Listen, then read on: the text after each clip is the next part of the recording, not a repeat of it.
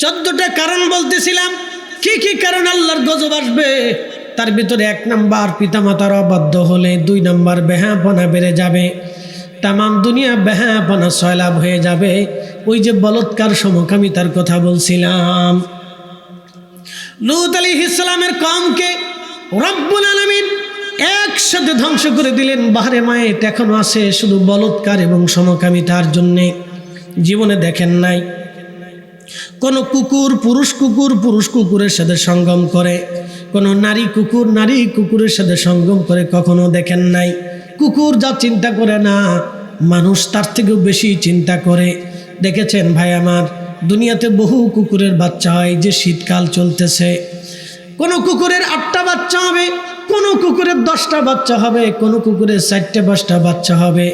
দুনিয়ার কোনো কুকুর দেখবেন না তার বাচ্চা রেখে পালিয়ে যায়, কোনো বিড়াল দেখবেন না বাচ্চা রেখে পালিয়ে যায়, কোনো মুরগি দেখবেন না তার বাচ্চা রেখে পালায়, কোনো পাখি দেখবেন না তার বাচ্চা রেখে পালায়। কিন্তু এই মানব জাতি বাবা এবং মা সন্তান রেখে পালায় চলে যায়। তাহলে ওরা মানুষ না মুসলমান? ওরা মানুষ না মুসলমান? আপনি বলেন। হ্যাঁ, ফতোয়া কিন্তু আপনারা দিচ্ছেন, আমি দিইনি। ও মানুষের কাতারই পড়ে। বলবেন কুত্তা, কুত্তা বলবে আমার 14 পুরুষে এরকম কোনো রেকর্ড নাই। কি কথা ঠিক আছে না? বলবেন শুয়োর, শুয়োর বলবেন আমার 14 পুরুষে এমন কোনো রেকর্ড নেই। আমি বাচ্চা রেখে কোনোদিন ফালাই না, আমার বাপেও ফালাইছে না, আমার মাও ফালাইছে না, আমার দাদিও ফালাইছে না। কি কথা ঠিক আছে কিনা? আজকেও দেখলাম কুমিল্লাতে, আহা 2টা বাচ্চা 14 মাসের এক সন্তান রেখে মাও পালাই চলে গেছে। ছি ছি ছি ছি ছি। ভাবতে পারেন যে বাচ্চাটা এখনো দুধ আরো 6 মাস পর্যন্ত সে মায়ের অধিকার থেকে পাবে। দুঃখিত, 6 মাস না, আর বেশি পাবে, 24 মাস। তাহলে 6 মাস 8 মাস পাবে এখন। ওই বাচ্চাটা আরো 8 মাস মার কাছ থেকে দুধ পান করবে তার অধিকারে। আল্লাহর আইনে, আল্লাহর বিধানে একটা নারী মিনিমাম 2 বছর তার সন্তানকে দুধ পান করাবে।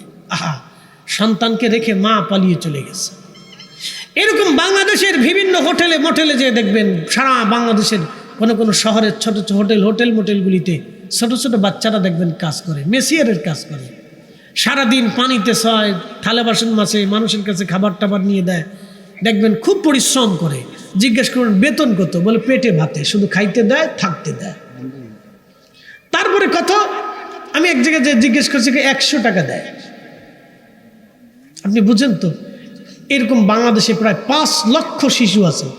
উন্নত বিশ্বে যা দেখে মদ খাওয়া জাতি, খাওয়ার আগে মদ খায়, খাওয়ার ভিতরে মদ খায়, খাওয়ার পরে মদ খায়। যাদের মদ ছাড়া চলে না, তাদের মদ খাওয়া জাতিরা তাদের বাচ্চাদেরকে কাজে দিবে না। কেউ যদি বাচ্চা দিয়ে কাজ করে পুলিশ থেকে ধরে নিয়ে যাবে, প্রেসিডেন্ট ফোন দিলেও ছাড়বে না।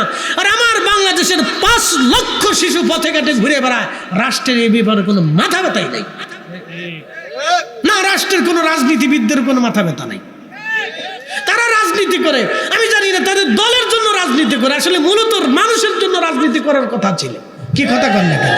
তাদের রাজনীতি হওয়ার কথা ছিল মানুষের জন্য। গরিব, অসহায়, মিসকিন, দুস্থ, ভিখারি, ল্যাংড়া, কানা, বোবা, অসহায় দুস্থদের জন্য রাজনীতি হওয়ার কথা ছিল।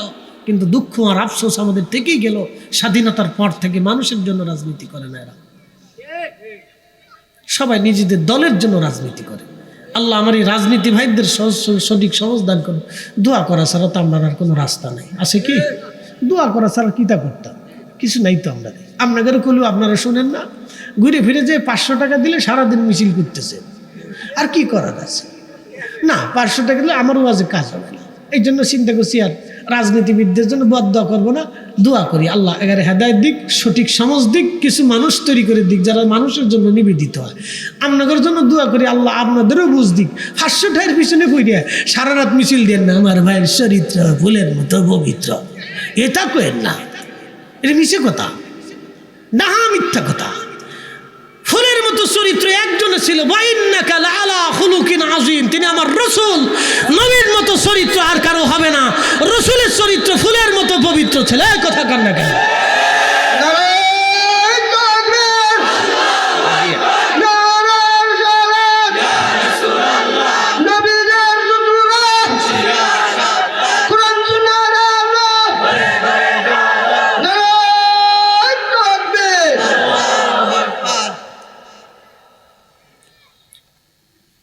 এলাকার নাম কি? মেরুয়া খোলা না? মেরুয়া খোলা, আচ্ছা ঠিক আছে। পাশে ওই বাজারের নাম কি? পলাশ, ধনপুর। আমরা রেখেছি ধনপুর না? আচ্ছা ধনপুর রাখছি। ধনপুর হলো পাশে। তো দেশের মানুষ কি খালি ধনী? ধনী মানে একবারে বুলুদ্ধ, নাম দিচ্ছে ধনপুর। আমি ওই লালমনিরহাটে গেছি, এক এলাকার নাম হচ্ছে গুতাবাড়ি। ওইসে কাজ, ওইসে কাজ। গুতা মারেননি? না হচ্ছে গুতা মারি না। আচ্ছা ঠিক আছে, তা ঠিক আছে, গুতা মারলে যাইতাম না।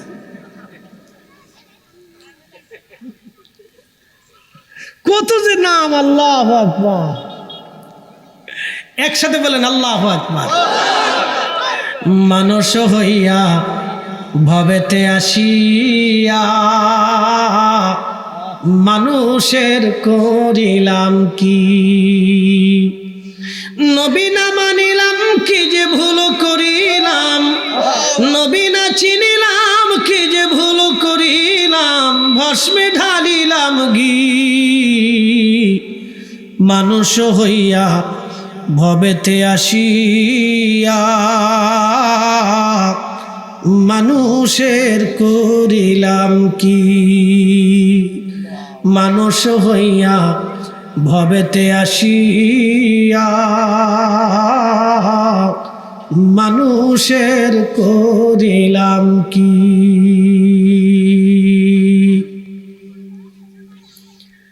মেরুয়া খোলাবাসী, ধনপুরবাসী, পলাশপুরবাসী ভালো করে শুনে যাবেন। বিশ্বরম্ভপুরের মুসলমান যে যেখান থেকে শোনেন, মানুষ হতে হবে আমাদেরকে আশরাফুল মাখলুকাত। মদ খাওয়া জাতি আজকে উন্নত হয়ে গেল, আমরা কালেমা পড়নেওয়ালা জাতি এখনো ভিখারি হয়ে রইলাম। কারণ কি? আমাদের ভুলের জন্যে। কিন্তু আফসোস হলো, দেখবেন মদ খাওয়া জাতি একজন আরেকজনকে হিংসা করে না, কিন্তু আমাদের দেশে এক অটোওয়ালা আর এক অটোওয়ালার দেখতে পারে না, এক রিক্সাওয়ালা আর এক রিক্সাওয়ালার দেখতে পারে না, এক ইমাম আর এক ইমামরে দেখতে পারে না, এক হুজুর আর এক হুজুরে দেখতে পারে না, এক ব্যবসায়িক আর এক ব্যবসায়িকরে দেখতে পারে না, এক রাজনীতিবিদ আর এক রাজনীতিবিদরে দেখতে পারে না। মূল কারণ কি বলেন তো? হিংসা। একসাথে বলেন কি? আরো জোরে, জোরে বলেন। জোর হয় না কেন? জোরসে বলো। এবার আপনাদেরকে হিংসার উদাহরণ দিয়ে যাই, ভালো করে বুঝে যাবে। এখন তো গরু মরে সারতে পারে না, আগে গরু মরে গেলে জোরে জঙ্গলে মাঠে ঘাটে ফালাইতো। কথা ঠিক আছে কিনা? শকুন আসতো, এখন আর শকুন চোখে দেখা যায় না। শকুন যে কোথায় চলে গেছে খুঁজে পাওয়া যায় না। কুকুর দেখবেন, কুকুর, অনেকগুলি কুকুর মারা গরু খেতে গেছে। এই মেরুয়া খোলার সবচেয়ে পাওয়ারফুল একটা কুকুর আছে, দেখবেন কুকুরের গ্রুপ আছে। মেরুয়া খোলার এক গ্রুপ, ধনপুরের আর এক গ্রুপ, ওই পলাশের আর এক গ্রুপ। এক এক এলাকায় কুকুরের গ্রুপ আছে, দেখবেন এই গ্রুপের আবার লিডার আছে। কি কথা ঠিক আছে না? সীমান্ত নিয়ে বিরাট যুদ্ধ হয়, মারাত্মক যুদ্ধ, রাশিয়া ইউক্রেনের যুদ্ধ। যুদ্ধ থামে না সহজে, চিরাচরিত যুদ্ধ একবার চলতে থাকে বছরের পর বছর ধরে। যুদ্ধ সহজে থামে না। বাপরে বাপ, এই চরিত্র মানুষের ভিতরে আছে। কথা কর না কে? জোরে বলেন। এই চরিত্র আইয়ামে জাহিলিয়াতের সময় ছিল, চিরাচরিত ঝগড়া। এই চিরাচরিত ঝগড়া আমাদের গ্রামে গ্রামে ঢুকছে, পাড়ায় পাড়ায় ঢুকছে। এই ঝগড়া সহজে শেষ হয় না। আর এর ভিতরে কিছু আছে চগলখোর, এই চগলখোররা এদিক দিয়ে খুশান মারে, এদিক দিয়ে খুশান মেরিয়া এই ঝগড়া খালি বাড়াইতেই থাকে। এটার নাম দিয়েছে ভিলেজ পলিটিক্স, আমি নাম দিয়েছি কুত্তা পলিটিক্স। কথা খারাপ করছি ভাই? কুত্তা পলিটিক্স। ওই যে কুত্তায় দেখবেন মারামারি যুগের পর যুগ রেখে দেয়, ওরাও এরকম মারামারি যুগের পর যুগ রেখে দেয়। এটার নাম দিয়েছি কুত্তা পলিটিক্স। মুসলমান এইগুলি বলার জন্য এত দূর পর্যন্ত আসছি। মুসলমান আমাদেরকে হতে হবে মুসলমানের মতো। আল্লাহ নবী বললেন আর একটা কারণে গজব তোমাদের মাঝে আসবে। কি গজব শুনে যাবেন। আহা, নবীজি বললেন ইনসাফ দুনিয়ার থেকে উঠে যাবে, আমানতদারিতা উঠে যাবে। ইনসাফ উঠে যাবে, আমানতদারিতা উঠে যাবে, আমানতদারিতা থাকবে না। বলে হুজুর কি আমানতদারিতা নাই? বোঝাই আপনাদেরকে। বাংলাদেশে আমানত যদি বুঝতে চান, 1 লক্ষ টাকা কাগজ কলম ছাড়া হাওলাত দিয়ে দেখেন, আমানত যদি দেখতে চান তাহলে আপনি 2-4-5 লক্ষ টাকা হাওলাত দিয়ে দেখেন, তাহলে বুঝবেন আমানত মরে গেছে। এই যে আমাদের দেশে দেশে কিস্তি আছে না নাই? কিস্তি আসেনি? কিস্তি 1 লাখে কত টাকা? লাখে কত? 10,000 টাকা।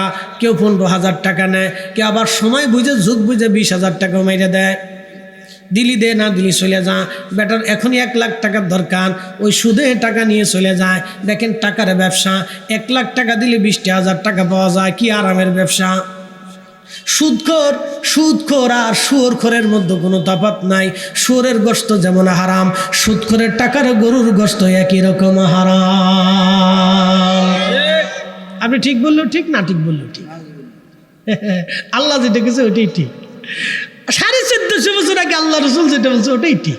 মানে আপনি খুশি হলেও ঠিক, বেজার হলেও ঠিক, মানলেও ঠিক, না মানলেও ঠিক। তা আপনার কবরে আপনি যাবেন, আমার কবরে আমি যাবো, আপনারটা আপনি হিসাব বুঝে দিবেন, ওটা আমার চিন্তা না। তো কবরে তো যেতে হবে, এটা তো সত্য না। কোনো সিস্টেম সুযোগ টুযোগ ফাঁক আছে? আর কোনো রাস্তা নাই। মালয়েশিয়া ইমিগ্রেশন ঢুকতে না পারলে, পৃথিবীর কোনো ইমিগ্রেশন ঢুকতে না পারলে সিস্টেম বাঙালিরা বের করে লয়, একটা না একটা লয়। ইমিগ্রেশনতে ঢুকতে না পারলে সাগর দিয়ে যাবে, সাগর দিয়ে ঢুকতে না পারলে জঙ্গল দিয়ে যাবে, জঙ্গল দিয়ে ঢুকতে না পারলে মরুভূমি দিয়ে যাবে। নাহলে যে কোনো একটা জায়গা দিয়ে বাঙালিরা ফাঁক ফক্কর খুঁজে লয়ে লয়, কিন্তু কবরের কোনো ফাঁক ফক্কর নাই, এটার কোনো ফাঁক ফক্কর নাই, কোনো সুযোগ নাই, চলে যেতেই হবে। অতএব হালাল খান, কম খান, বেশি খাওয়ার দরকার নাই। ডালি ভাতে খেয়ে হালাল খেয়ে যান, অন্যের রক্ত চুষার দরকার নাই, অন্যের রক্ত চুষেন না, কম খান, হালাল খেয়ে কবরে যান। বাপ এর চেয়ে ভালো বুদ্ধি আমার কাছে নাই। নামাজ পড়ছেন, পড়েন নাই, মাফ হয়ে যাবে। বলে কে মাফ করবে? রব মাফ করবে, এটা রবের সাথে সম্পর্ক। আপনি আমার টাকা মেরে দিচ্ছেন, কিয়ামত পর্যন্ত আমি মাফ করব না, আমার টাকা না দেওয়া পর্যন্ত। কিয়ামতের ময়দানে আমাকে বুঝাই দিতে হবে, অতদিন পর্যন্ত বান্দার মাফ হবে না। এই জন্য রাসূল কারীমের আদত ছিল কোনো সাহাবী কবরে যাওয়ার আগে তার ঋণ আগে মওকুফ করাইয়া সাহাবীদেরকে ডাক দিয়ে বলতেন, দেখো তার ঋণ কি পরিমাণ আছে। আগে ঋণ মওকুফ করাইয়া সাহাবীদেরকে কবরে পাঠাইতো। এখন বাপ মরে যাওয়ার পরে পাওনাদার এসে কয়, তোমার বাপের কাছে 5 লাখ টাকা পেতাম, আব্বার সাথে বুঝেন কে? কি কথা ঠিক আছে কিনা? আব্বার কাছে বুঝেন। তোমার আব্বার ঋণ আছে, আমার মেজো ভাই সেজো ভাই আছে, ছোট ভাই আছে, ওদের সাথে বুঝে লই। ছোটটা কয় আমি এত বুঝবো না, মাইজেটা কয় আমি চলে যেতেছি, আমার কাজ আছে। বড়টা কয় কেউ কথা শুনে না, আমি এর ভিতরে নাই। ওদিক দিয়ে তো কবরে বাপে কিন্তু পাঠান চালান খাইতেছে। তাহলে আপনার চিন্তা কেউ করে না। বউ কানবে, হারে জরিনার বাপ রে, আমার কি উপায় হবে রে আল্লাহ। খুব সুরে সুরে কান্দে, মানে যত গান এই সময় ওনার শরীরের ভিতরে এসে পড়ে, সুরে সুরে কান্দে। শয়তান কোথাকার, সুরে সুরে কান্দে। কিন্তু কোন স্ত্রী আজও পর্যন্ত দেখতে বলে না যে আমার স্বামীর ঋণ মওকুফ করে কবরে পাঠান। সারাটা জীবন আমার স্বামী আমার জন্য লড়াই করেছে, আমার সংসারের জন্য। আমার স্বামী ঋণ মওকুফ না করে আমি কবরে পাঠাবো না, কোনো স্ত্রী বলে না। না, কোনো স্ত্রী নেই দেশে, কোনো স্ত্রী নেই। আমি মাঝে মধ্যে আফসোস করি, নবীর জীবনের একটা সারা জীবনের সুন্নত উম্মত ভুলে গেল। কবরে নামানোর আগে তার ঋণ মওকুফ করাইতেই হবে, তার ঋণ পরিশোধ করাইতে হবে। ছেলে দাঁড়ায় বলে না, আব্বার ঋণ কে কে পাবেন, নিয়ে যান। বাবা কবরে যাওয়ার আগে আমি শোধ করে দেবো, আসেন আমরা আব্বার ঋণ শোধ করে দিচ্ছি। কোনো ছেলে বলে না। ছেলে দাঁড়ায় কান দিকে, আব্বার দিয়ে শেষ। এই জন্য নিজের সারা নিজে সেরে যান। আমি যদি অভিনয়ের মাধ্যমে আপনাকে বোঝাচ্ছি, বন্ধু আমার চির সত্য কথা তুলে ধরলাম, পায়ে হাত দিয়ে বলতেছি, ভাই আমার সন্তান কাজে লাগবে না, সন্তান কাজে লাগবে না, স্ত্রীও কাজে লাগবে না। ইয়াউমা ইয়াকুনুন নাসু কাল ফারাশিল মাবসুস ওয়া তাকুনুল জিবালু কাল ইহনিল মানফুস। মানুষগুলি বিক্ষিপ্ত পতঙ্গের মতো ছোটাছুটি করবে, সেদিন কেউ কারো হবে না। ভাই আমার আমানত নষ্ট হয়ে যাবে, ধ্বংস হয়ে যাবে, আমানত শেষ, কেউ কারো না ভাই। এই জন্য আল্লাহর নবী বললেন, তুমি যেটা খাও এটা তোমার। আমি যে আপনাদের সামনে চা খাইলাম, আমি কিন্তু আমার শরীরে পুষ্টি নিয়েছি, আপনি নিতে পারেন নাই। আমার শামসের আলী ভাই পান খাইতেছে, এই পানের পুষ্টিটাও তার শরীরে যাবে, আপনার শরীরে যাবে না। আমি যে পরনে পোশাক পরেছি, এটা আমি আমার শরীরকে আনন্দ দিচ্ছি, আমার শরীরের পোশাকের আনন্দ আপনার শরীর পাবে না। আপনি আল্লাহর পথে যেই টাকাটা দান করবেন, সেই টাকাটা অন্য কেউ পাবে না, এটা আপনারই থেকে যাবে। নবী বললেন, এরপরে তুমি মৃত্যুর পরে যা থাকবে এখানে তোমার কিচ্ছু নাই, সব ওয়ারিসটা ভাগ বাটোয়ারা করে নিবে। অতএব মৃত্যুর আগে তোমরা আল্লাহর পথে দান করে যাও। একদিন মাটির ভিতরে হবে ঘরে, মন আমার কেন বান্ধ দালান ঘর, মন আমার কেন বান্ধ দালান ঘর। আপনি আল্লাহর রাস্তায় যেটা দান করবেন এটা আপনারই। মৃত্যুর পরে আপনার ওয়ারিসরা ভাগ বাটোয়ারা করে নিয়ে যাবে, এখানে আপনার আর কোনো অধিকার থাকবে না ভাই আমার। এই জন্য আল্লাহ বলেন, ওয়ানফিকু মিম্মা রাযাকনাকুম মিন ক্বাবলি আইয়াতিয়া আহাদাকুমুল মাউত। মরণ আসার আগে তোমার রিজিক থেকে তুমি আল্লাহর পথে তুমি দান করে যাও। প্রিয় উপস্থিতি, আমি মহাগ্রন্থ পবিত্র কুরআনুল কারীম থেকে আপনাদের সামনে দুটি আয়াত উপস্থাপন করেছি, তারই নিরিখে আয়াতের বিশেষ অংশ উপস্থাপন করেছি, তারই নিরিখে আপনাদের সামনে কিছু কথা আলোচনা উপস্থাপন করব। আল্লাহ তৌফিক নসিব করেন, আওয়াজ তুলে বলেন আমিন। বিশ্ববিখ্যাত ইমাম মুহাদ্দিস ছিলেন আল্লামা ইমাম আবু জাফর তাহাবী রাহমাতুল্লাহ আলাইহি।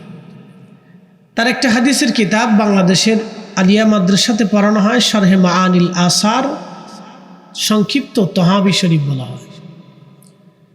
এই হাদিসের কিতাবটা অত্যন্ত মান সম্পন্ন এবং খুবই চমৎকার একটা হাদিসের কিতাব।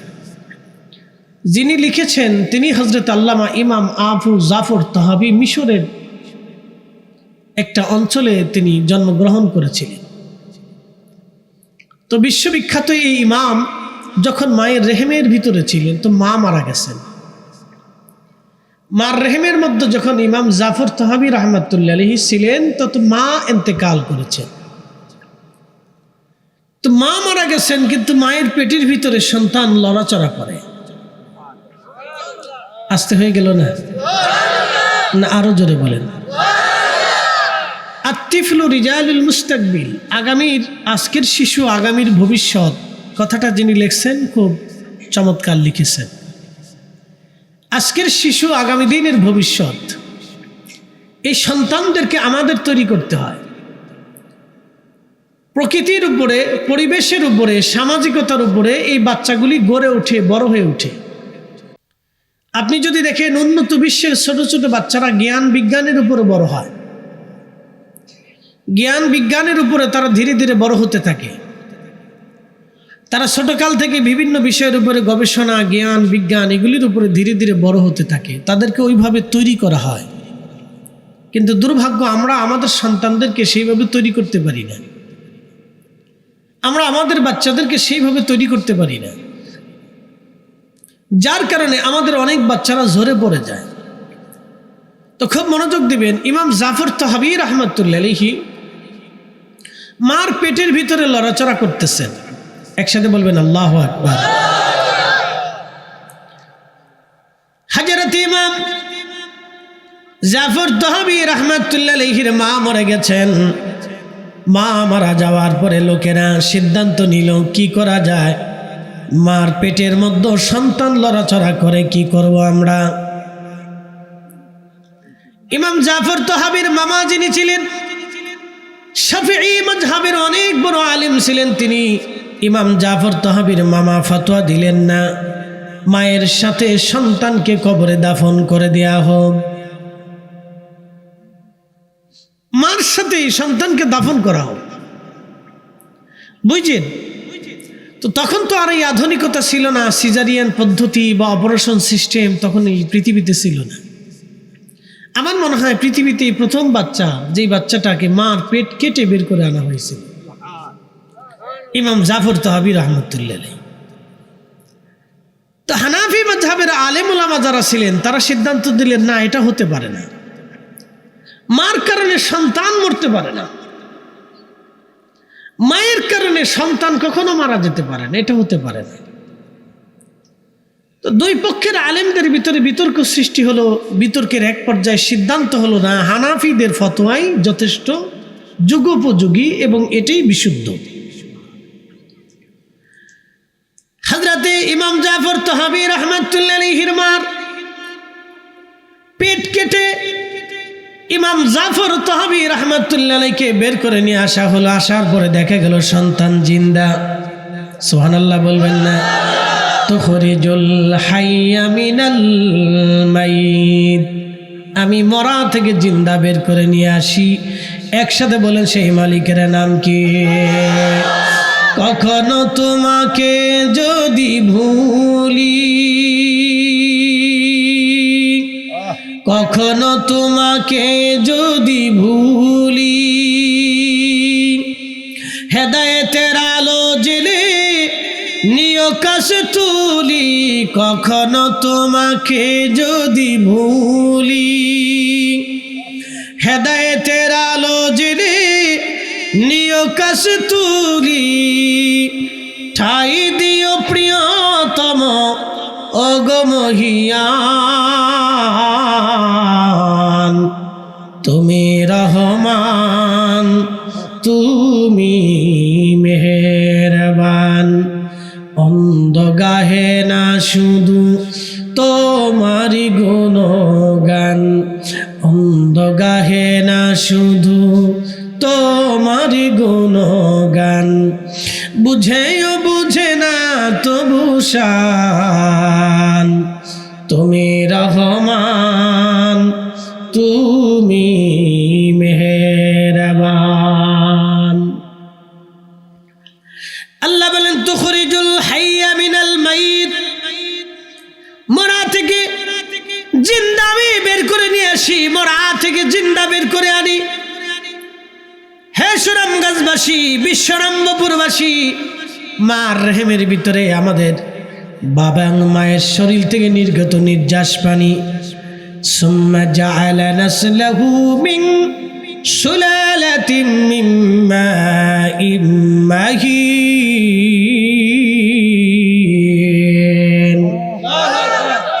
মায়ের শরীরের ভিতরে ফি কারারিম মাকিন, সেফ জোনে জরায়ের ভিতরে ওই সামান্য পানি থেকে রব্বুল আলামিন আমাদের জীবন সৃষ্টি করলেন, আমাদের দেহ আল্লাহ বানাইলেন।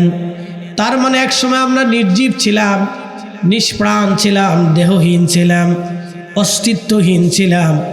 দুনিয়াতে আমাদের কোনো অস্তিত্ব ছিল না, কোনো শক্তি ছিল না, কোনো বংশ ছিল না, সম্পদ ছিল না, নামদম ছিল না, পরিচয় ছিল না, কিছুই ছিল না। আমাদের যিনি পরিচয় দিলেন তিনি আল্লাহ, শক্তি যিনি দিলেন তিনি আল্লাহ, যিনি অস্তিত্ব দিলেন তিনি রব, তিনি রব্বুল আলামিন।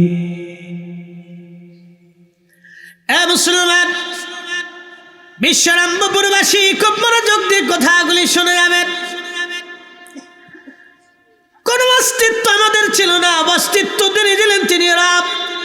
মায়ের রেহেমের ভিতরে আমাদেরকে তিনি বড় করলেন, আমাদের দেহের অস্তিত্ব দিলেন, চোখের অস্তিত্ব দিলেন, মাথার অস্তিত্ব দিলেন, জ্ঞানীর অস্তিত্ব দিলেন, শক্তির অস্তিত্ব দিলেন, মায়ের পরিচয় দিলেন, বংশের পরিচয় দিলেন, দুনিয়া দিলেন, সম্পদ দিলেন।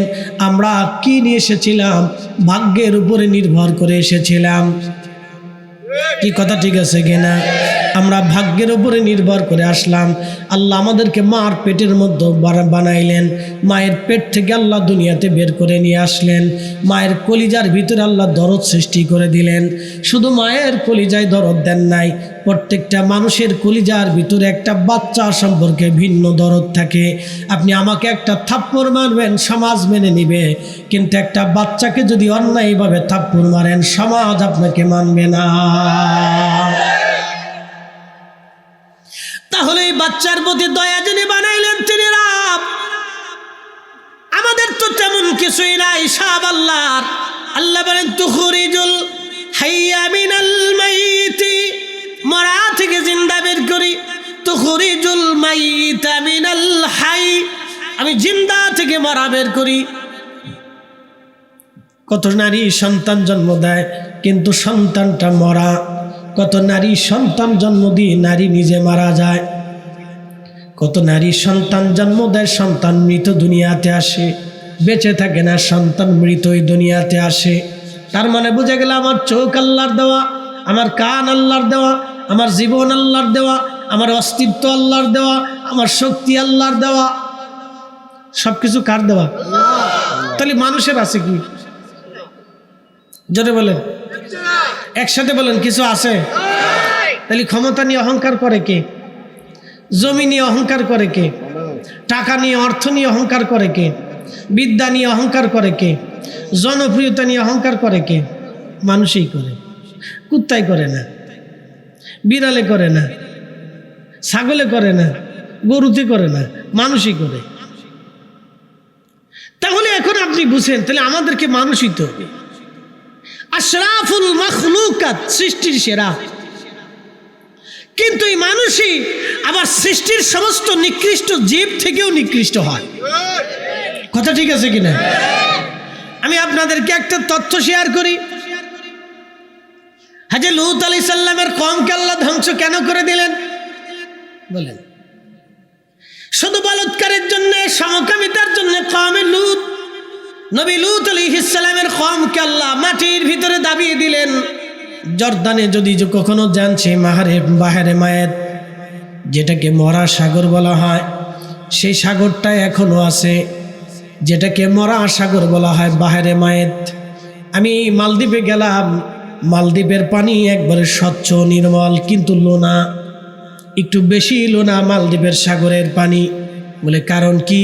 পানি খুব স্বচ্ছ, পানির ভিতরে মাছ ঘুরে বেড়ায়, পানির উপর থেকে দেখা যায় 10 হাত নিচে, 20 হাত নিচে পানির ভিতরে মাছ ঘোরাফেরা করে, তাও দেখা যায়। এত স্বচ্ছ এবং এত পরিষ্কার পানি। কিন্তু লুনা, 1 গ্লাস পানি খাওয়ার পরে আপনাকে বাঁচানো যাবে না। আপনি 1 গ্লাস পানি যদি খাইতে পারেন তো আপনাদের বাঁচানো সম্ভব না, সমস্ত রক্তগুলি জমাট হয়ে যাবে। কিন্তু বাহারে মায়েত আরো 10 গুণ বেশি লোনা। বাহারে মায়েতের পানি আরো 10 গুণ বেশি লোনা। ওই পানির ভিতরে কোনো মানুষ ডুবে না, কোনো প্রাণী ডুবে না, কোনো প্রাণী বাঁচতে পারে না। বলেন কারণ কি? মরা সাগর কেন হলো? শুধু একটা পাপের কারণে আল্লাহ ধ্বংস করে দিলেন। সেই পাপের নাম হলো বলৎকার। বাংলায় বলে বলৎকার, আর একটা বলো সমকামী। সমকামী বুঝছেন কিনা? আমার এক ট্রান্সজেন্ডার সমকামী আমার একদিন ফোন দিছে, ভদ্রলোক। তো তার কথার ভঙ্গিতে আমি বুঝতে পারতেছি একটু হিজলে হিজলে টাইপ। তা আমি চিন্তা করলাম, বললাম যে তোমার কথা কেন যেন বেসামাল বেসামাল মনে হচ্ছে। বলে হুজুর আমি আগে সমকামী ছিলাম। আল্লাহ হাওলা ওয়ালা কুওয়াতা ইল্লা বিল্লাহ। হুজুর আমি তওবা করছি, ভালো হয়ে গেছে, আমি বিয়ে শাদী করছি, আমার বাচ্চা কাচ্চা হয়েছে, আপনি দোয়া করেন আমার জন্য। বললাম মাশাল্লাহ। হুজুর আপনার প্রত্যেক দিন আপনার আলোচনা আমি রাত্রিবেলা শুনি, ভালো লাগে, তো এই জন্য ফোন দিলাম দোয়া চাওয়ার জন্য।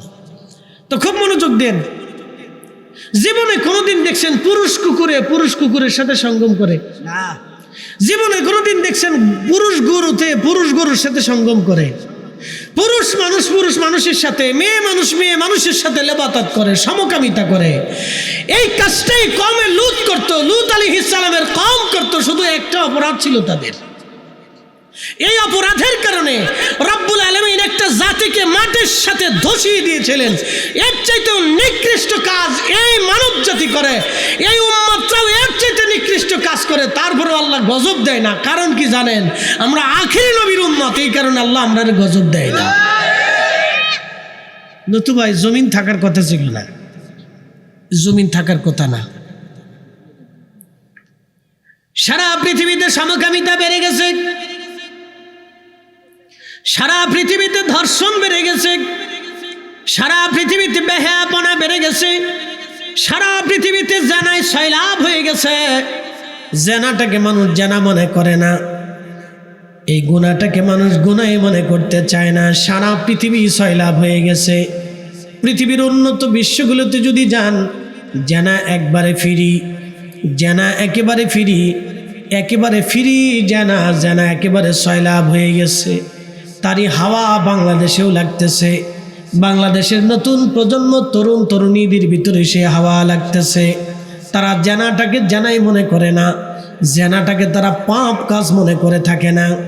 আল্লাহর নবী বলেন, আমার উম্মত তোমাদের 14টা অপরাধের কারণে আল্লাহর আকাশ থেকে পাথর নিক্ষিপ্ত হতে পারে, জমিনে ভূমিকম্প আসতে পারে, এবং কি মহামারী দুর্ভিক্ষ লাগতে পারে, নানান নানান নতুন নতুন রোগ সৃষ্টি হতে পারে।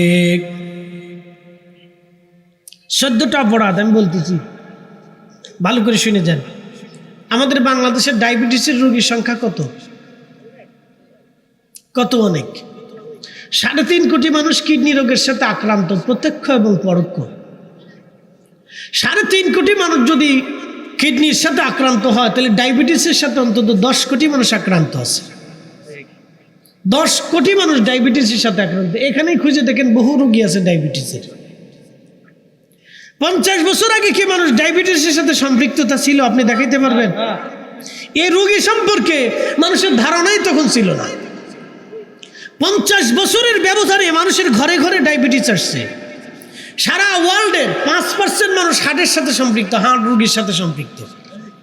প্রত্যেক বছরে সারা পৃথিবীর 100 জন মানুষ মারা যায়, 100 জনের ভিতরে 5 জন মানুষ হার্ট স্ট্রোক করে মরে।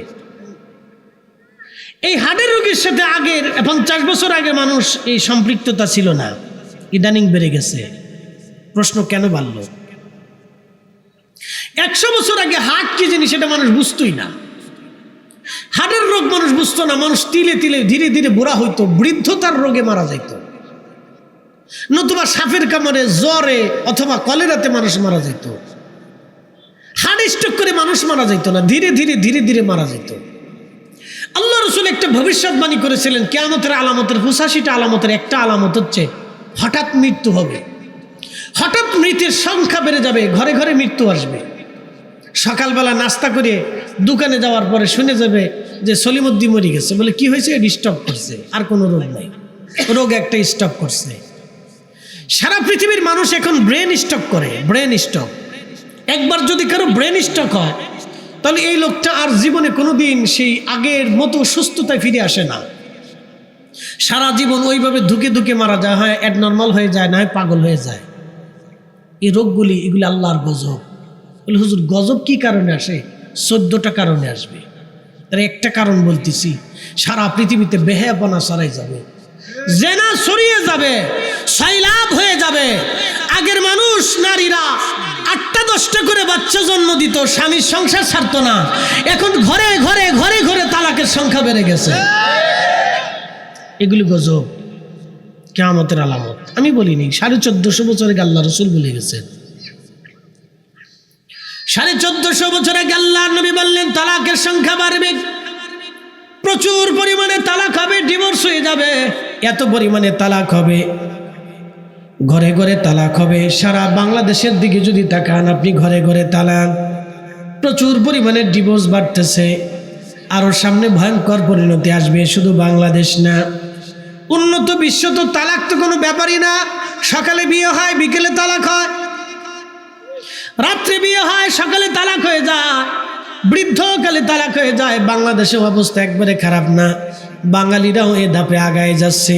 বুড়াকালে তালাক নিয়ে নেয়, বাচ্চা কাচ্চা হয়েছে, নাতিপুতি হয়েছে, স্বামীর সংসার এখন আর করবে না, স্বামী আর এখন ভালো লাগে না, জামার এখন বউ ভালো লাগে না, বুড়া হয়ে গেছে, অর্ধেক কবরে চলে গেছে, এই সময়ও তালাক হয়। আপনি চিন্তা করেন এরা কোন মানুষের কাতারে আছে? আমার বলেন, কোন মানুষের কাতারে আছে? এদেশের মানুষ যে মানুষ দাবি করে, তো মানুষ আছে কয়জন? খুঁজেন তো, মানুষ কয়জন আছে? মানুষ আছে কয়জন? এটা খোঁজার জন্য আপনাকে কিছু টাকা হলাদ দিতে হবে, আর না হয় কিছু টাকার বান্ডিল রাস্তার উপরে রেখে দিতে হবে, আর না হয় ঘরের দরজা খুলে ঘুমাবেন, তাহলে মানুষ খুঁজে পাবেন। আর যদি আরো মানুষ দেখতে চান, নিজের সুন্দরী মেয়েটারে একটু রাস্তায় রাত 10টার পরে ছেড়ে দিবেন, তাহলে মানুষ দেখবেন। দেশে কি পরিমাণে মানুষ আছে, বাপরে বাপ, কত মানুষ, কত মানুষ এই দেশে। আমরা তো মুসলমানের হিসাব করতেছি, মুসলমানের হিসাব পরে আসে, মুসলমান এ জাতরে বলে না। মুসলমান সে জাত, যেই জাত মুসলমান ছিল শাহজালালে আমানি মুজাররেদি, যাদেরকে দেখা অন্য জাতের মানুষ কালেমা পড়া এই ধর্মে দীক্ষিত হয়েছে, এরা ছিল মুসলমান। মুসলমান সে জাত, খাজা বাবা আজমিরের দিকে তাকান, যারে দেখা 90 লক্ষ মানুষ কালেমা পড়েছিল, এরা ছিল মুসলমান। কথা কর না কেন? মুসলমান আমরারে কয় নাকি? আমরা কিতা মুসলমান? আমরা কি জাত মুসলমান? মুসলমান তাকে বলে আসলামতু লিরাব্বিল আলামিন, যার জীবনে সবকিছু আল্লাহর জন্য হবে, তা মুসলমান। মুসলমান তাকে বলে কুনতুম খায়রা উম্মাহ, তোমরা तमाम সৃষ্টির মধ্যে শ্রেষ্ঠ জাত। আচ্ছা বলেন, শ্রেষ্ঠ জাত কি মারামারি করে? শ্রেষ্ঠ জাত কি খুনাখুনি করে? শ্রেষ্ঠ জাত কি বলৎকার করে?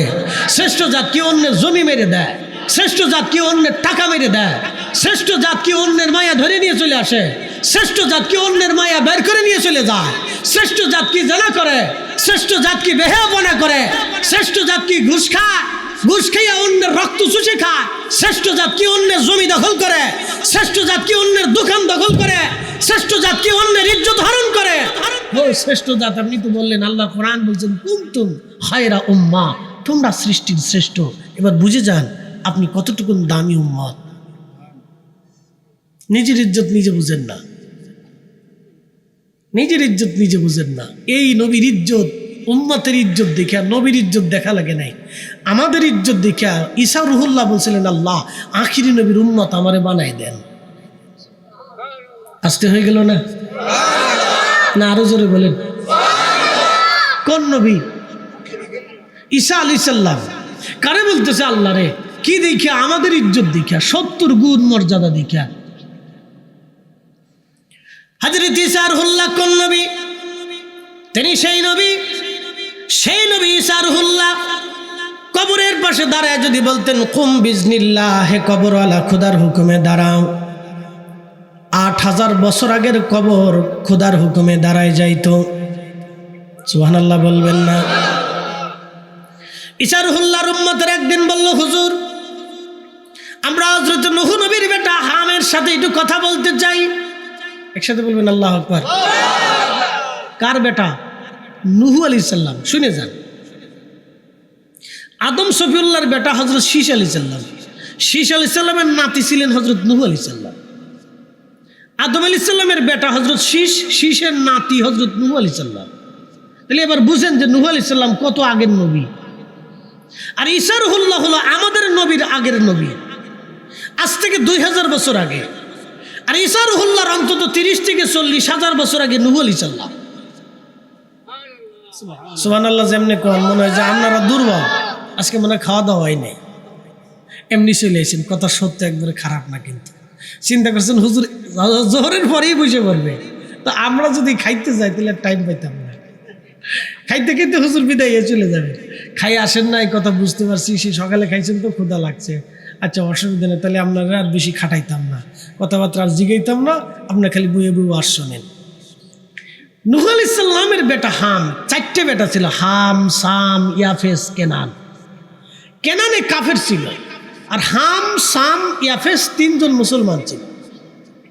মহাপ্লাবনে কেনান ডুবে মরে গেল, 3টে বেটা বেঁচে রইল, হাম, সাম, ইয়াফেস।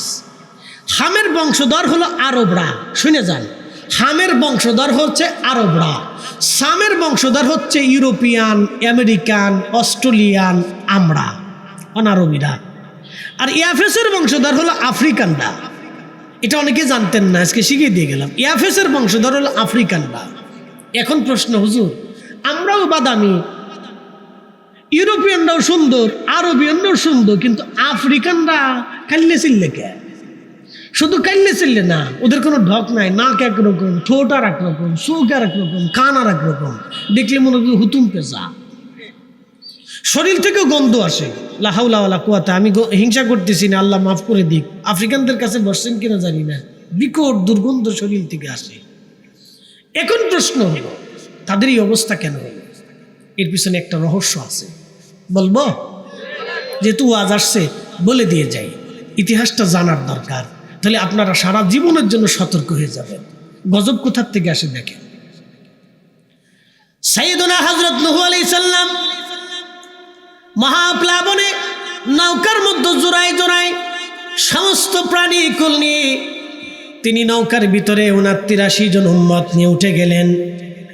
নূহ আলাইহিস সালামের বেটা কেনান মহাপ্লাবনে পানির মধ্যে ডুবে মরে গেল, কিন্তু নূহ নবী প্লাবনে তিনি নৌকার মধ্যে ছিলেন। নৌকাটা কাবা শরীফের চারপাশে 40 দিন ঘুরতে লাগলো। মনে রাখবেন, কাবা শরীফটাকে আমার আল্লাহ একদিনের জন্য তাওয়াববিহীন রাখেন নাই। হয় মানুষে তাওয়াব করেছে, না হয় জিনেরা তাওয়াব করেছে, না হয় আল্লাহর ফেরেশতারা তাওয়াব করতে থাকে। একবার জোরে বলা যাবে কি আল্লাহু আকবার। মহাপ্লাবনে তাম পৃথিবী ডুবে গেল, কাবা শরীফও ডুবে গেল। আল্লাহ রাব্বুল আলামিন নূহ নবীর নৌকাখানাকে মহাপ্লাবনের পানি কাবা শরীফের চারপাশে 40 দিন পর্যন্ত ঘোরাইতে লাগলেন। ফেরেশতা দিয়ে নৌকা ঘোরাইতে লাগলেন। নূহ নবী নৌকার ভিতরে। মহাপ্লাবনে তাম পৃথিবী ডুবে গেল, সব মিসমার হয়ে গেল, ধ্বংস হয়ে গেল। কোনো জীবের আর অস্তিত্ব দুনিয়াতে নাই, সব জীবগুলি ধ্বংস হয়ে গেল। নূহ আলাইহিস সালাম প্লাবনে নৌকার ভিতরে। বাতাসে নূহ আলাইহিস সালাম ঘুমিয়েছিলেন। ইমাম ইবনে কাসির আল বেদায়ের মধ্যে লেখেন, নূহ আলাইহিস সালাম ঘুমিয়েছিলেন, কিন্তু বাতাসের তাড়নায় ওনার কাপড় উঠে সতরের কাছে চলে আসছে। যারা কাঁচামিরে কাজ করেন, কাঁচা চিনছেন না আপনারা?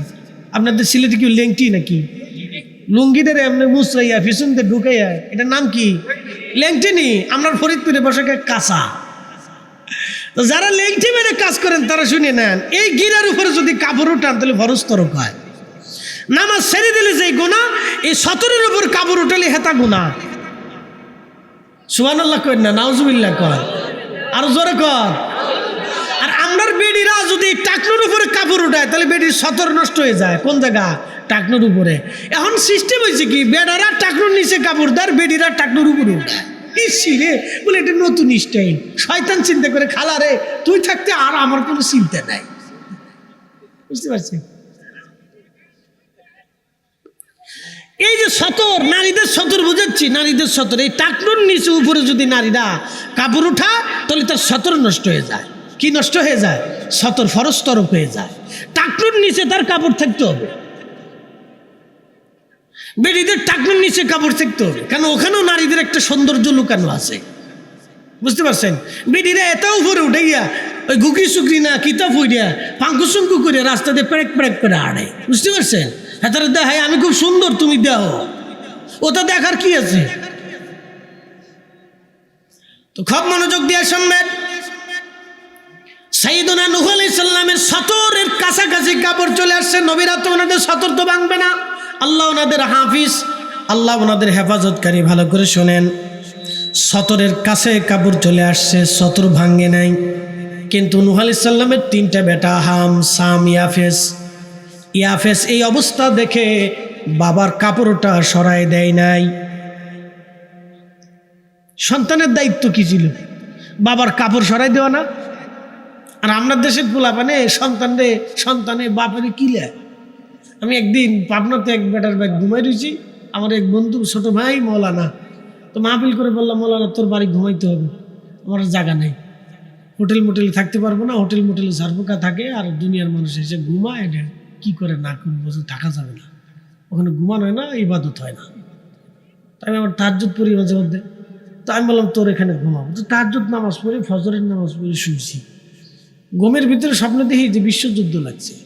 ঘুমেতে উঠে দেখি যে পাশের বাড়ি কিলিকিলি চলতেছে। তা আমি বললাম, কিরে বলো না, কি হয়েছে রে?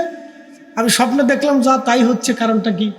কয় এই বাপে রে পুলায় পিটাচ্ছে। আমাকে পুলা ধরে নিয়ে ওরে আজকে বাটাম চালাই দিয়ে দেবো। শয়তান কোথাকার জানোয়ার, এই সমস্ত জানোয়ার যতদিন সমাজে থাকবে ও সমাজ ধ্বংস করে দেবে। ওদেরকে জুতা দিয়ে বাইরে সমাজ থেকে আলাদা করার দরকার।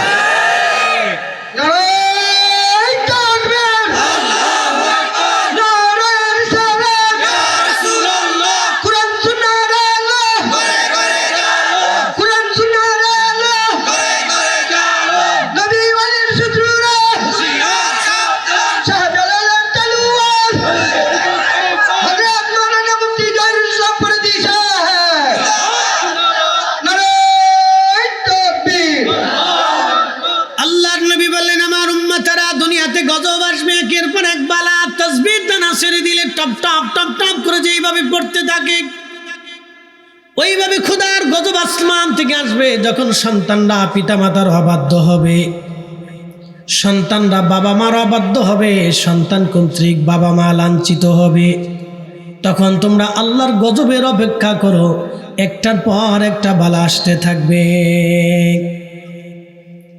প্রিয় উপস্থিতি হাজিরিন, নূহ আলাইহিস সালামের বেটা ইয়াফেসের দায়িত্ব ছিল বাবার সতরটাকে ঠিক করে দেওয়া, কিন্তু ইয়াফেস বাবার সতরটাকে ঠিক করতে পারে নাই। বাবার সতর ঠিক না করে ইয়াফেস চলে গেল। নূহ আলাইহিস সালামের ঘুম ভেঙে গেল। ওনারা তো নবী, নবীদের তো কোনো ভুল হয় না, নবীদের কোনো গুনাহ হয় না। আল্লাহ নবীদেরকে মাসুম করেছেন, কিন্তু সতরের কাছে কাপড় চলে আসছে। এটা নূহ আলাইহিস সালামের কাছে খারাপ লাগতেছিল। বাতাস কাপড় তার সতরের কাছে নিয়ে আসছে, কিন্তু বেটা তার কাপড়টা নামাই দেয় নাই। নূহ নবী ছেলেদেরকে ডাক দিলেন, ছেলেরা তোমরা কি আমার সতর দেখো নাই? ছেলেরা দুই ছেলে হাম এবং সাম বলল, আব্বাজান আমরা আপনার এই বিষয়টা লক্ষ্য করি নাই, আমরা জাহাজের নিচতলায় ছিলাম। ইয়াফেস বলল, আব্বাজান আমি দেখছিলাম, কেন কাপড় সরাও নাই? বলে, আব্বাজান আমি আপনার কাপড় সরাই দিইনি, তেমন কিছু মনে করি নাই। তখন দিয়ে বলেন, আল্লাহ আমার সন্তানটা আমার সম্মান ইজ্জত রক্ষা করে নাই, আমার এই সন্তানের সন্তান থেকে যত বংশধর আসবে সবাইকে তুমি বিকলাঙ্গ বানায়ো।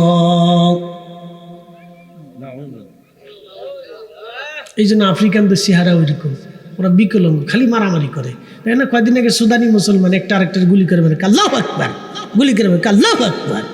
শয়তান কোথাকার, মুসলমানদেরকে ধ্বংস করে দিছে এরা। সারা পৃথিবীতে আমরা কোনো দামই নাই, সারা দুনিয়াতে কোনো দাম নেই। ইমিগ্রেশনে পাসপোর্ট দিলে চিন্তা করে এমনি দেয়, কেডা এমনি তা দিব কি দিব না, ঢুকতে দিব কি দিব না, পাসপোর্ট আতায় নথিপত্র দেখি এটা সব ঠিকঠাক আছে কিনা। থাক থাক থাক থাক থাক থাক, ওরা বলা বানাইছে, ওরা বলে বলে চলে এসছে। আর যারা আসে নাই তারা চিন্তা করছে আমরা খুব চালাক। একজনের ছাগল খালি মসজিদে চলে যেত, তো ইমাম সাহেব ডাক দিয়ে কয়, কিও মিয়া তোমার ছাগল খালি মসজিদে আসে? হুজুর আপনি বুঝেন নাই, ছাগলে বুঝে না হের লেগে মসজিদে যায়, আমি বুঝি হের লেগে যাই না। মুসল্লি খুব করা, বুঝতে পারছে? তো যারা বুঝে নাই, যারা বুঝছে তারা আসে নাই, ওরা বুঝে নাই, ওরা চলে আসছে। আপনারা কেউ বুঝেন টুঝেন এর লেগে চলে আসছে। যারা বুঝছে এরা কিন্তু আসে টাসে নাই, যারা বুঝছে এরা আসে নাই, আর আপনারা বুঝেন না এর লেগে চলে আসছে। একসাথে বলেন আল্লাহু আকবার। শুনেন, নবীদের ইজ্জত আল্লাহর কাছে অনেক দামি। একসাথে বলবেন আল্লাহু আকবার। এখান থেকে ইজ্জত বুঝে যান, নূহ আলাইহিস সালামের ইজ্জত বেটা রক্ষা করতে পারে নাই। নূহ আলাইহিস সালাম রাগান্বিত হয়ে বললেন, রাব্বি আমার ইয়াফেসের বংশধর থেকে বিকলাঙ্গ তৈরি করবা।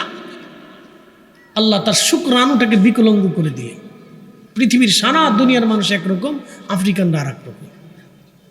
দেখবেন ওদের চরিত্র ভিন্ন রকম, কথাবার্তার ডাইচ অন্যরকম, চাল চলনও ভিন্ন রকম, খাওয়া দাওয়া ভিন্ন রকম, উঠা বসা ভিন্ন রকম, সব একবারে সিস্টেম আলাদা, একবারে ছাঁচা চুলা শশঙ্করের মতো।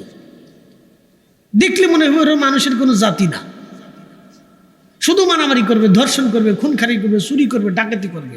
বাংলাদেশকে ফেল করে ফেলছে ওরা, আর বাঙালিদেরকে ফেল করে দিচ্ছে। এত মারাত্মক ওরা। দিন দুপুরে ডাকাতি করে, শরীরদেরকে দিয়ে দেয় বাঙালিদের মতো। বাঙালিরা সুযোগ পেলে ডাকাতি করে, সুযোগ পাইলে ডাকাতি করে। বাপরে বাপ, মানে কোনায় কোনায় মোড়ে মোড়ে রাস্তায় ডাকাত থাকে। এখন যে সুবিধা পেয়েছে, পুলিশ একটু দুর্বল হয়েছে, ওরা চিন্তা করছে সুযোগ আমরা পাইছি, ওরা যদ্দূর পারিছে আতাইল। গরু চুরি করে, এই উম্মত গরু চুরি করে, গরু চোর। লা হাওলা ওয়ালা কুওয়াতা ইল্লা বিল্লাহ। আমার বড় ভাই ফোন দিয়ে গরু চুরি বাড়ছে দেশে, গোয়াল ঘর খুব শক্ত করে বানাইতে হবে। এবং একবার বাঁশ আছে বাড়িতে, আমার বাঁশ ঝাড় আছে অনেক বড়, বাঁশ ঝাড় আছে, বাঁশ কেটে এনে সুন্দর করে প্যারাক মেরে লাগাই দেয়। কয় তা না, ওই খুলে বলে কেমনে লয়ে যায়। এত বড় গরু লয় কেমনে, মাথায় করে লয়ে যায় নাকি? কারণ মাথায় লয় না, গরুরে কি বলে দেয় না, কি করে মন্ত্র পড়ে নাকি, সোরে আগে আগে হাঁটে, গরু বলে ফিস ফিস হাঁটে। আমি আর সোরে সোরে, এটা কি তা সোরে বা সোরা। এতদিন শুনতাম মানুষের শয়তানের নিঃশ্বাস দেয়, হয়তো গরুরও কি নিঃশ্বাস দেয় কিনা আল্লাহ জানে। গরু বলে ফিস ফিস, সোরের ফিস ফিস হাঁটে। চোর যেদিকে যায় গরু বলে সেদিকে যায়। এটা কিতা গরুর গরু রে, সারা জীবন মালিককে পারলো, মালিককে খাওয়াইলো, মালিককে গোসল করলো, রাত্রিবেলা মালিক চিনে না, চোর চিনে, চোরের বিষ জায়গা। গরু চুরি করা চোরের লেগে বিরাট সহজ, কোনো কাজ কষ্ট নাই, খালি গরুটা ছাড়িয়ে ছুটিয়া পিছনে আড়াইটা লিসারে। কি চোরের চোর আপনি চিন্তা করেন। তাহলে বাঙালিদের মতো এরকম সালাক পৃথিবীর যে কোনো জাতি আছে আমার জানা নাই। এরা সুযোগ পাইলেই হান্দাই দেয়।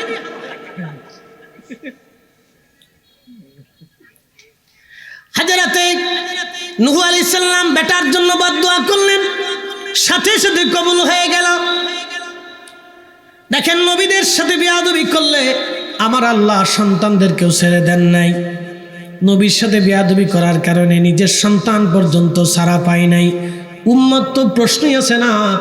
এই জন্য আল্লাহ রসুলের শানের ব্যাপারে আপনার সচেতন থাকবেন। এই নবীর ইজ্জতের ব্যাপারে আমরা কাউকে ছাড় দিতে পারবো না, কথা বলেন ঠিক কিনা? আল্লাহ রসুলের সম্মানের ব্যাপারে আমরা কাউরে চিনি না, বাবু চিনি না, মাও চিনি না, দাদা চিনি না, স্ত্রী চিনি না, সন্তান চিনি না, পীর চিনি না, উস্তাদ চিনি না, মাশায়েখ চিনি না। কি কথা ঠিক আছে কিনা? উস্তাদও চিনি, এখানে আমার উস্তাদও নেই, আমি আমার উস্তাদও চিনি। কারণ সাইয়েদুনা হযরত আব্দুল্লাহ ইবনে আব্দুল্লাহ রাদিয়াল্লাহু আনহু, আব্দুল্লাহ ইবনে উবায়ের সন্তান ছিলেন আব্দুল্লাহ। নিজের বাপের সামনে তলোয়ার নিয়ে দাঁড়িয়েছিলেন, তলোয়ার আর ঢাল বাপের গলার সামনে ধরে বলছেন, এই বাপ, আজকে সন্তানের পরিচয় হবে না। সূরা মুনাফিকের তাফসীরের ভিতরে আসছে। তার বাপ ছিল মুনাফিক সর্দার, বাপের গলার উপরে তলোয়ার চেপে ধরছে, এই বাপ, আজকে সন্তান বাপের পরিচয় দেব না। তুমি বলেছো রসুলকে মদিনার থেকে বের করে দিবা, মুহাজিরদেরকে বের করে দিবা। বাপরে, আজকে তোর দেহ থেকে মাথা আলাদা করে ফেলে দিব আমি বেটা। শুনে রাখ, যদি আমার রসুল তোকে মদিনাতে ঢুকতে না দেয়, আল্লাহর কসম করে বলতেছি, মদিনার রাস্তাতে তোকে হত্যা করা হবে, আমি নিজে হত্যা করব। একসাথে বলবেন আল্লাহু আকবার।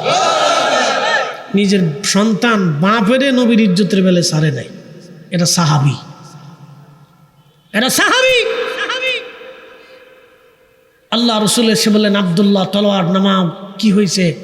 বলি, ইয়া রাসূলুল্লাহ, সে ঘোষণা দিয়েছে মুহাজিরদেরকে মদিনার থেকে তাড়িয়ে দিবে। আল্লাহর কসম করে বলতেছে, আমি তার বেটা, আপনি হুকুম দিলে বাপ মদিনাতে ঢুকবে, না দিলে এই মুহূর্তেই আপনার আমার বাপকে মেরে ফেলে দেব। এরা সাহাবী। রসুলের ইজ্জতের বেলায় জিরো টলারেন্স ছিল, ওরা কাউরে ছাড় দেয়নি। এখানে আমরা কাউরেই ছাড় দেব না, আমরা কাউরেই চিনি না। এখানে বাবু চিনি না, উস্তাদও চিনি না, ফিরও চিনি না, কাউরে চিনি না। মনে রাখবেন, যদি এরকম হতে পারেন তাহলে সাহাবীদের দলভুক্ত হতে পারবেন, নতুবা আপনার মতো মুসলমান দুনিয়াতে কোনো প্রয়োজন নাই। আপনার মতো রসুলের উম্মতের 60 পয়সাও মূল্য নেই আল্লাহর দরবারে। নবী বললেন, তলোয়ার নামাও। আমি যদি হত্যা করার নির্দেশ দেই তো মানুষ বলবে মুহাম্মদ সাল্লাল্লাহু আলাইহি সাল্লাম সাহাবীদেরকে হত্যা করে। তলোয়ার নামাও বেটা, ভিতরে চলো।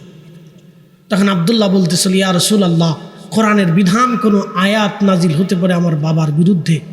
যদি আয়াত নাজিল হয়েই যায়, আমার বাবাকে আল্লাহর আসমান থেকে রব্বে করিম হত্যার নির্দেশনা দিয়ে থাকে, হুজুর অন্য কাউকে দিয়ে আমার বাবার মৃত্যুদণ্ডাদেশ কার্যকর করবেন না, আমি নিজে আমার বাবার মৃত্যুদণ্ড দেব। নিজের হাতে নিজের বাবার গর্দান থেকে তলোয়ার দিয়ে মাথা নামিয়ে ফেলবো। কারণ আমি যদি হত্যা করি আমার কোনো আক্ষেপ থাকবে না, আমার প্রতি আমার আক্রোশ থাকবে না। আর অন্য কেউ যদি হত্যা করে তাহলে ভুলবশত বাবা হত্যার কারণে তার প্রতি যদি আক্রোশ এসে যায়, তাহলে দরবারে মুস্তাফাতে আমার বেয়াদবি হয়ে যাবে। একসাথে বলবেন আল্লাহু আকবার। না হয় না, আরেকটু জোরে বলেন, জোরে, এই আরো জোরে বলেন আল্লাহু আকবার। এরা সাহাবী। এরা কি? জোরে বলেন, আরো জোরে বলেন, আরো জোরে বলেন। বাপ রেসারে নেই। আবু উবাইদ ইবনু জাররাহ জান্নাতের সাহাবী, উহুদ বদরের প্রান্তরে নিজের বাপরে নিজের গলা কেটে ফেলে দিয়েছে। আজকে বাপ চিনি না। তুমি আজকে লড়াই করতে আসছো তাগুতের পক্ষে, আমি তাওহীদ ও রিসালাতের পক্ষে। আজকে তোমাকে চিনি না। যুদ্ধ হবে বাপ বেটার, বাপ বেটা লড়াই করেছিল, সন্তান নিজের বাপকে কতল করেছিল, সেদিন বাপকে খাতির করে নাই। কি বুঝাইতে চান দিন? এটার নাম ইসলাম। হকের জন্য, ইনসাফের জন্য, রসুলের জন্য আমরা কাউকে চিনি না। এই কথা বলেন, যারা বলেন আমরা এখানে কাউকে চিনি না।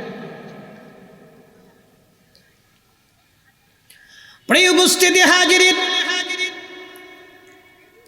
অনেক লম্বা আলোচনা করে ফেলছি। প্রিয় ভাই আমার, সুনামগঞ্জবাসী, কথাগুলি শুনে যাবেন। ইয়াফেসের বংশধর হলো তারা বিকলাঙ্গ। নবী নূহ নবীর বদদুয়ার কারণে তারা বিকলাঙ্গ হয়ে গেল। আল্লাহু আকবার। ভাই আমার, ভালো করে শুনে যাবেন। মূল আলোচনার দিকে ফিরে যাচ্ছি। আমাদেরকে মানুষের মতো মানুষ হতে হবে, মুসলমান আমাদেরকে হতে হবে, মুসলমান হতে হবে। আমরা যেন মুসলমান হতে পারি, আল্লাহ আমাদের তৌফিক দান করুন। আওয়াজ তুলে বলেন আমিন। 14টা কারণ বলতেছিলাম, কি কি কারণ আল্লাহর গজব আসবে।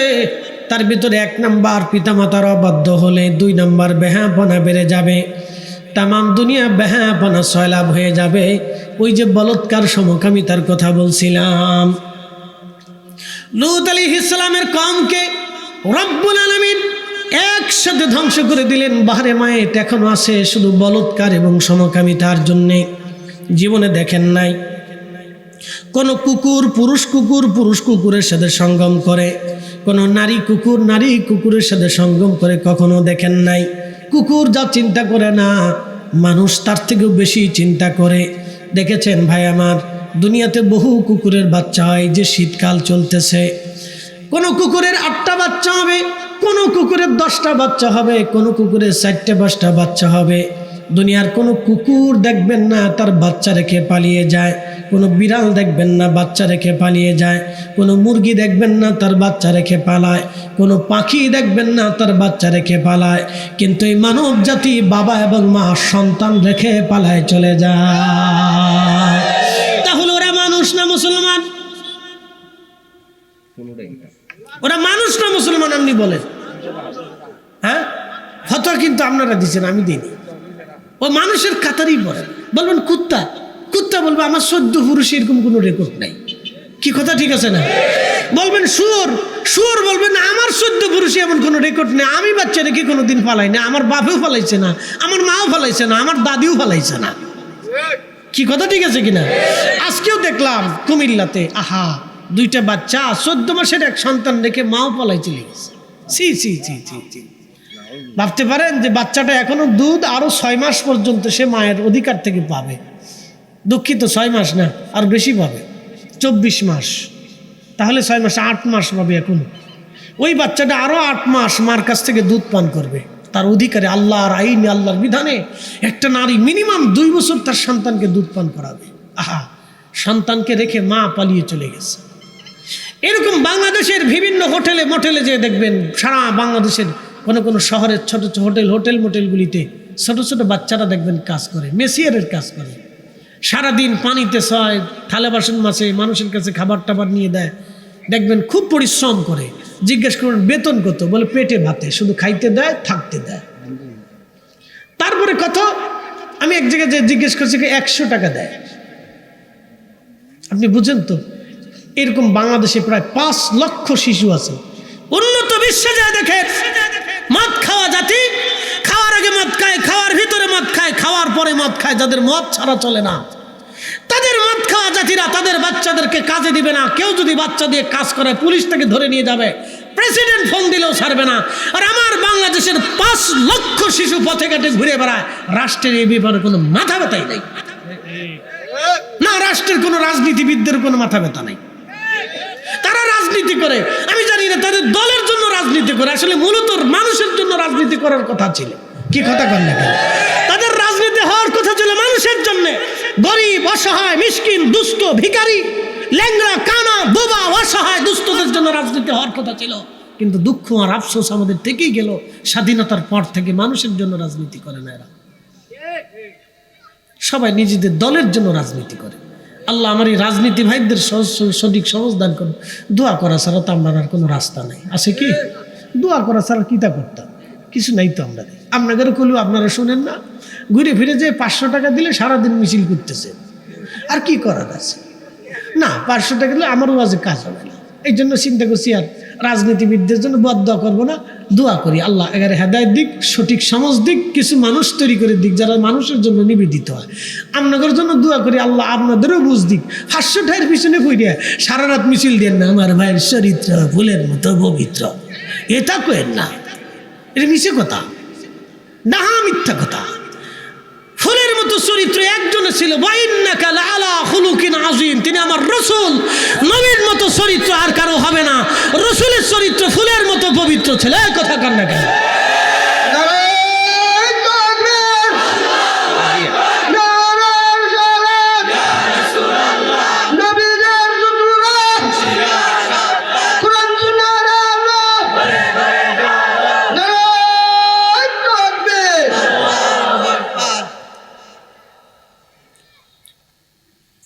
এলাকার নাম কি? মেরুয়াখলা না? মেরুয়াখলা, আচ্ছা ঠিক আছে। পাশে ওই বাজারের নাম কি? পলাশ, ধনপুর। আমরা রেখেছি ধনপুর না? আচ্ছা ধনপুর রাখছি। ধনপুর হলো পাশে। তো দেশের মানুষ কি খালি ধনী?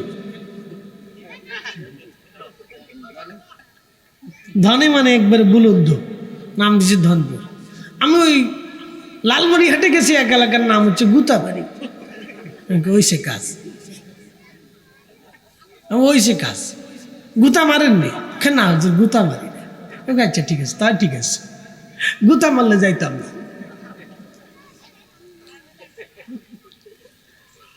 কত যে নাম, আল্লাহু আকবার। একসাথে বলেন আল্লাহু আকবার। মানুষ হইয়া ভবেতে আসিয়া মানুষের করিলাম কি, নবী না মানিলাম কি যে ভুল করিলাম, নবী না চিনিলাম কি যে ভুল করিলাম, ভস্মে ঢালিলাম ঘি। মানুষ হইয়া ভবেতে আসিয়া মানুষের করিলাম কি, মানুষ হইয়া ভবেতে আসিয়া মানুষের করিলাম কি।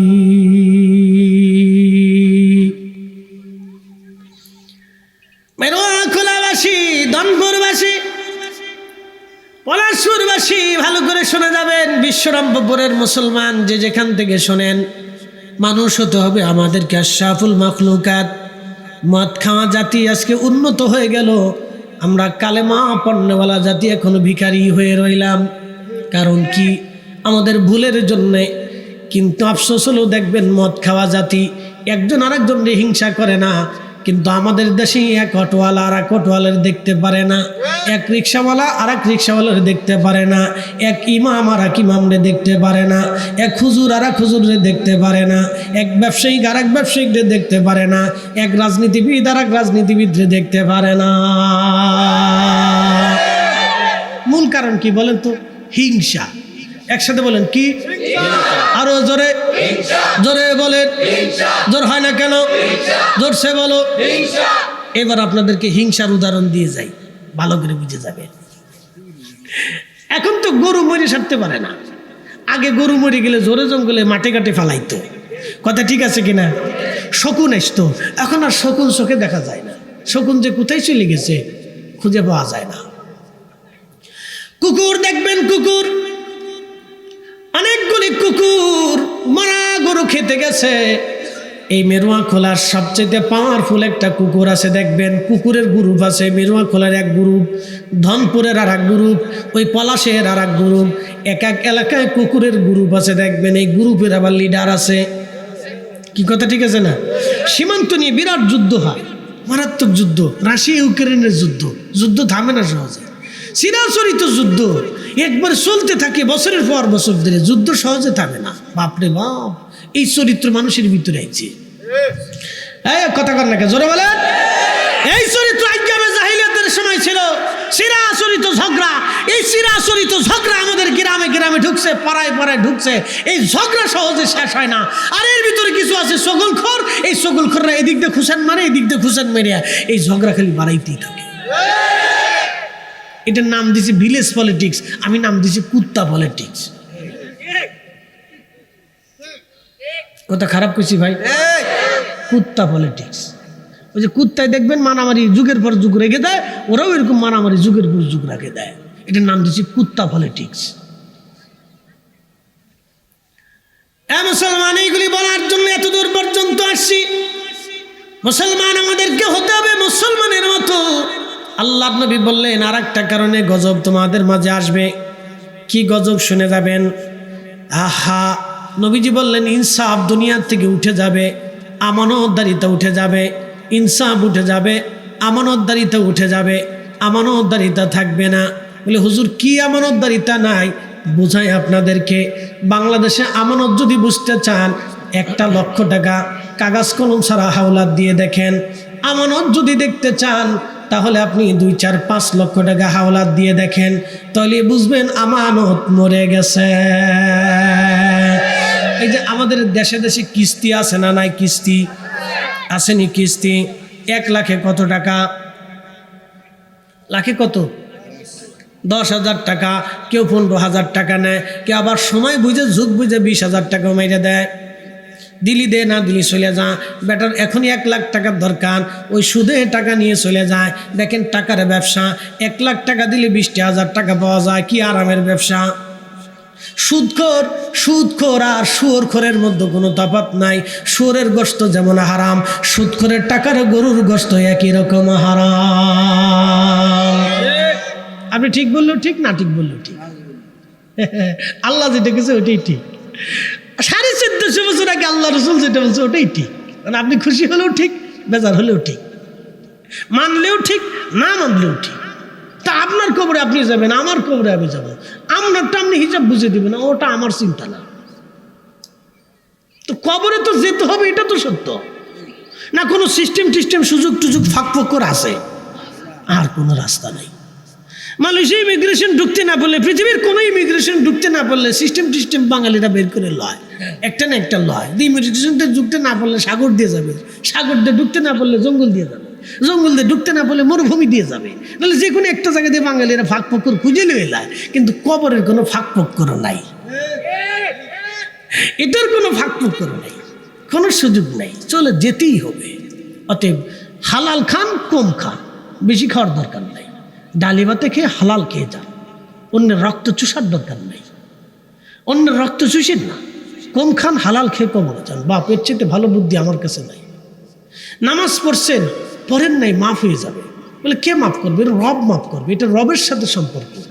আপনি আমার টাকা মেরে দিয়েছেন, কিয়ামত পর্যন্ত আমি মাফ করবো না, আমার টাকা না দেওয়া পর্যন্ত। কিয়ামতের ময়দানে আমাকে বুঝাই দিতে হবে, অতদিন পর্যন্ত বান্দার মাফ হবে না। এই জন্য রসুল করিমের আদত ছিল কোনো সাহাবী কবরে যাওয়ার আগে তার ঋণ আগে মৌকুফ করাইয়া সাহাবীদেরকে ডাক দিয়ে বলতেন, দেখো তার ঋণ কি পরিমাণ আছে। আগে ঋণ মৌকুফ করাইয়া সাহাবীদেরকে কবরে পাঠাইতো। এখন বাপ মরে যাওয়ার পরে পাওনাদার এসে কয়, তোমার বাপের কাছে 5 লাখ টাকা পেতাম, আব্বার সাথে বুঝেন কে? কি কথা ঠিক আছে কিনা? আব্বার কাছে বুঝেন। তোমার আব্বার ঋণ আছে, আমার মেজো ভাই সেজো ভাই আছে, ছোট ভাই আছে, ওদের সাথে বুঝে লই। ছোটটা কয় আমি এত বুঝবো না। মাইজেটা কয় আমি চলে যেতেছি, আমার কাজ আছে। বড়টা কয় কেউ কথা শুনে না, আমি এর ভিতরে নাই। ওদিক দিয়ে তো কবরে বাপে কিন্তু পাঠান চালান খাইতেছে। তাহলে আপনার চিন্তা কেউ করে না। বউ কানবে, হারে জরিনার বাপ রে, আমার কি উপায় হবে রে আল্লাহ। খুব সুরে সুরে কান্দে, মানে যত গান এই সময় ওনার শরীরের ভিতরে এসে পড়ে, সুরে সুরে কান্দে। শয়তান কোথাকার, সুরে সুরে কান্দে। কিন্তু কোন স্ত্রী আজও পর্যন্ত দেখতে বলি না যে আমার স্বামীর ঋণ মওকুফ করে কবরে পাঠান। সারাটা জীবন আমার স্বামী আমার জন্য লড়াই করেছে, আমার সংসারের জন্য। আমার স্বামী ঋণ মওকুফ না করে আমি কবরে পাঠাবো না, কোনো স্ত্রী বলে না। না, কোনো স্ত্রী নেই দেশে, কোনো স্ত্রী নেই। আমি মাঝে মধ্যে আফসোস করি, নবীর জীবনের একটা সারা জীবনের সুন্নত উম্মত ভুলে গেল। কবরে নামানোর আগে তার ঋণ মওকুফ করাইতেই হবে, তার ঋণ পরিশোধ করাইতে হবে। ছেলে দাঁড়ায় বলেন, আব্বার ঋণ কে কে পাবেন, নিয়ে যান। বাবা কবরে যাওয়ার আগে আমি শোধ করে দেবো, আসেন আমরা আব্বার ঋণ শোধ করে দিচ্ছি। কোনো ছেলে বলে না। ছেলে দাঁড়ায় কান দিকে, আব্বারে মাফ করে দিয়ে শেষ। এই জন্য নিজের সারা নিজে সেরে যান। আমি যদি অভিনয়ের মাধ্যমে আপনাকে বোঝাচ্ছি, বন্ধু আমার চির সত্য কথা তুলে দিল্লাহ পায়ে হাত দিয়ে বলতেছি, ভাই আমার সন্তান কাজে লাগবে না। সন্তান কাজে লাগবে না, স্ত্রীও কাজে লাগবে না। ইয়াউমা ইয়াকুনুন নাসু কাল ফারাশিল মাবসুস ওয়া তাকুনুল জিবালু কাল ইহনিল মানফুস।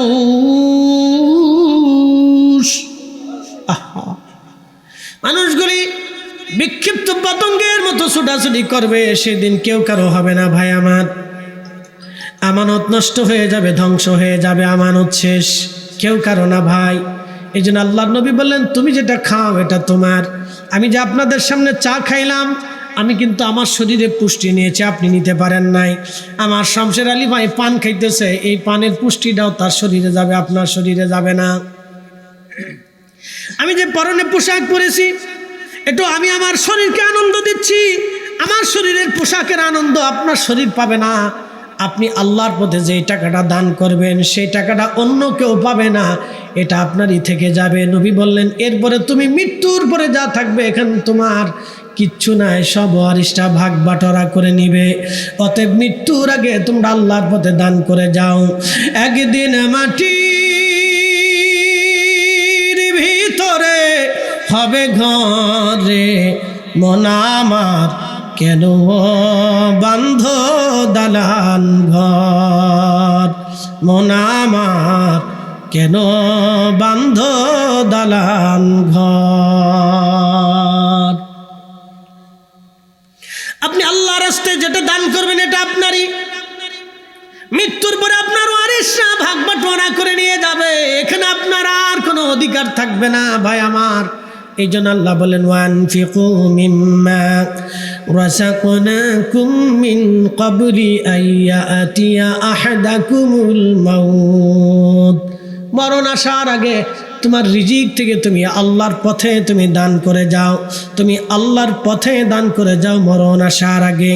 মেরুয়া খোলাবাসী, মরণ আসার আগে আল্লাহর পথে দান করে যাবেন, মরণ আসার আগে দান করে যাবেন, মরণ আসার আগে দান করবেন। একজন লোক বলবেন, হুজুর একটা লোক উঠবেন না, টাকা দেওয়া লাগবে না, আপনার টাকা দিয়েন না কিন্তু উঠবেন না, মোনাজাত না করে যাবেন না, আমি মোনাজাত করে দিব, সংক্ষিপ্ত টাকা না দিয়ে উঠবেন না। টাকা দেন না, অসুবিধা নাই, কিন্তু উঠবেন না। আপনি উঠে গেলে আরেকজনের মন নষ্ট হয়ে যাবে। 10টা মিনিট সময় আমাকে দিবেন, আগামী বছর মাহফিলের একটু আয়োজন না করে গেলে হবে না। বলেন, পোস্টারের খরচাটা কে দিবেন? একজন বলে দেন। হুজুর, আমার রিজিক